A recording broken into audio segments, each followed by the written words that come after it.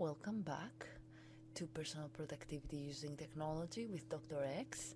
And we are on Word Chapter 3 from your book Exploring Microsoft Office 2013. And at this point, you are ready to be a super user.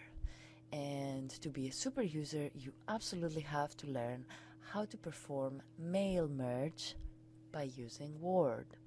So what we're going to learn today is how to select or create a list of recipients for our emails or normal snail mail letters. I don't know who is using snail mail anymore, but we do. So also we will learn how to create merge fields and how to be super productive and create multiple mails or emails by using Word. So imagine that you have to send a letter to 600 classmates and you would like to do this in a nice personalized way. Or imagine that you are a nurse in a sports medicine clinic and you have to send an email to your patients and you want to personalize this email and use your patient's first and last name and personalize their appointment, date or time, and all of these different things. So how would you do this with mail merge without having to copy paste 600 names or 600 appointment times to 600 different emails? Well, there's a specialized dedicated tab for this one, and that is the Mailings tab. So the Mailings tab is a wonderful tab because it can help you create emails or normal letters for multiple people, personalized and in a few minutes. So the first thing you need to do is start the mail merge, and for now we will use letters. And then what you need to do is select your recipients list.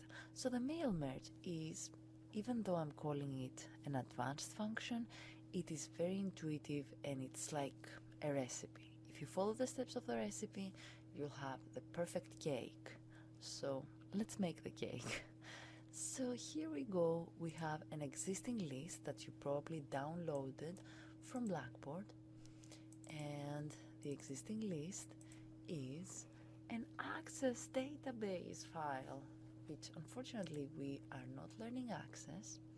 However, we can use this list in order to create our, we can use this for our mail merge without even knowing anything about Access. And I'll show you a couple of tricks with Access as we move on. So the patients are now our list, and let's see. Editing the recipient list. As you can see now, this option is enabled, which it was not enabled before, and that is just because you have selected your recipients. Now, here's the deal. We've got recipients that have appointment day, time, and date. And we've got some that have not set their appointment yet. So how can I get rid of these recipients that haven't set their appointment yet?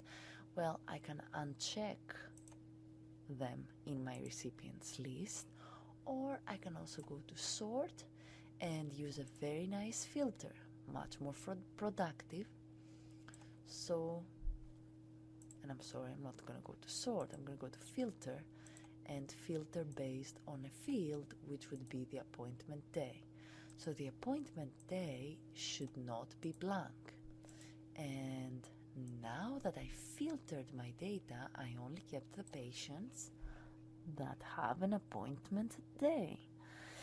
And that is perfect, because what if I had 600 patients? I wouldn't want to go and try to uncheck all the patients that haven't set an appointment yet. So this is the perfect way of doing this, and I'm not losing the other patients. I just filtered them out. I'm not losing their data. So it's a win-win all the way. Now here is a super cool thing, the current date field. Well, remember quick parts? Yes, definitely you can use a quick part, which could be a field and it could be a date. Date. Here we go. And click OK. And now you have a nice quick part that will update to your current date. Now let's delete the address block and go ahead and create our own address block, a personalized address block for each and every different patient. And how can we do that? Of course, it's on the mailings tab and it's an address block. And as you can see in the preview, you can see your patients' addresses. These are the patients that you selected from your Access database. And you can also see the formatting of the address. And that's it. We've got our address block. Now we want to insert the first name of our patient. And it's already there. So easy. We can just insert a merge field, first name. As you can see, this is a special field. If I click on this field, it turns gray. It's a special field. It's like a quick part actually, but not exactly a quick part. It's a merge field. So then I can add the first name here and last name here, or you can add your first and last name since you are the business manager. Sorry, confused. And now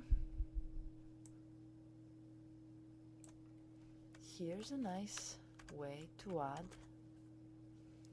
the date on the appointment day and time when your patient is going to be having their appointment, and this special field is going to pick the different appointment date and time for each different patient. So adding the date. So you are treating these merge fields like normal text, but they are not normal text. They are actually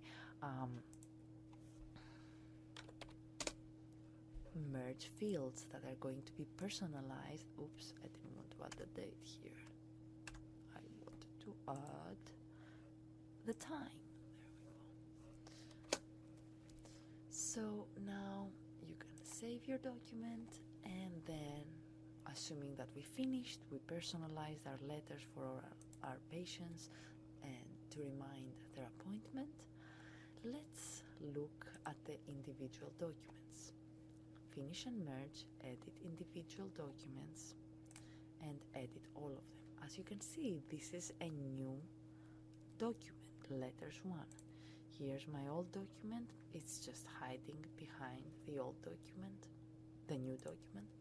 So here's my old document with the merge fields, and here's the new document that has a bunch of pages, and these pages are the different letters for each recipient with a different first name, a different appointment date and time based on the database that I've used.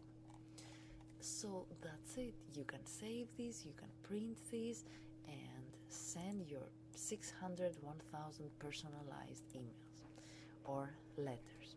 So now you can do the same thing with email messages, but you gotta have email addresses. So I will show you in the next video how to create email messages and a couple of tricks with Access. So to be continued.